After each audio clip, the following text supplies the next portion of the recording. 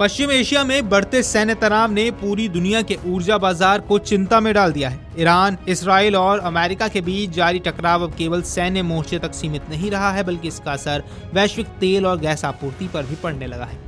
खासतौर पर दुनिया के सबसे महत्वपूर्ण समुद्री ऊर्जा मार्गों में से एक माने जाने वाले स्ट्रेट ऑफ हॉर्मुज को लेकर चिंताएं लगातार बढ़ रही हैं। यदि इस मार्ग पर किसी भी तरह की बाधा आती है तो संघर्ष लंबा खिंचता है, तो इसका सीधा असर भारत जैसे देशों पर पड़ सकता है, जो अपनी ऊर्जा जरूरतों के लिए बड़े पैमाने पर आयात पर निर्भर करते हैं।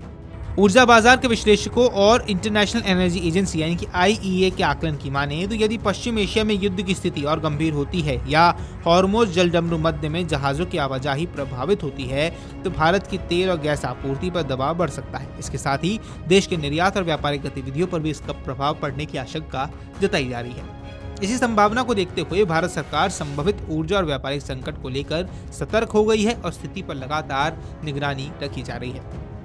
यूएस एनर्जी इंफॉर्मेशन एडमिनिस्ट्रेशन यानी कि EIA के अनुसार फारस की खाड़ी से निकलने वाला अधिकांश कच्चा तेल इसी स्ट्रेट ऑफ हॉर्मुज के रास्ते दुनिया के विभिन्न देशों तक पहुंचता है। यही कारण है कि इसे वैश्विक ऊर्जा आपूर्ति की सबसे महत्वपूर्ण समुद्री जीवन रेखा माना जाता है।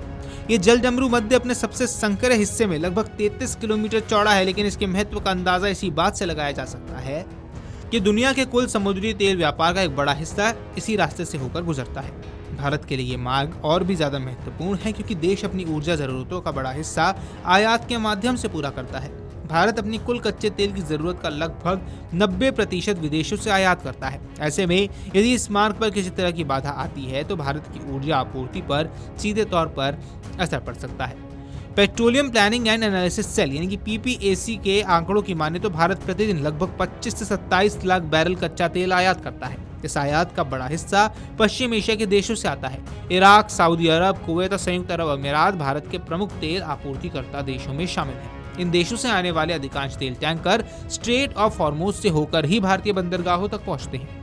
ऊर्जा बाजार विशेषज्ञों का यह मानना है कि वैश्विक तेल कीमतों में मामूली उतार चढ़ाव भी भारत की अर्थव्यवस्था पर बड़ा असर डाल सकता है।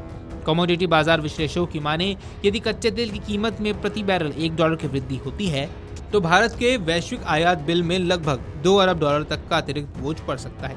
यदि पश्चिम एशिया में तनाव बढ़ने के कारण तेल की कीमतों में लगातार वृद्धि हुई तो बढ़ोतरी $10 प्रति बैरल तक पहुंच सकती है, तो भारत पर अतिरिक्त 13 से 14 अरब डॉलर का बोझ भी पड़ सकता है।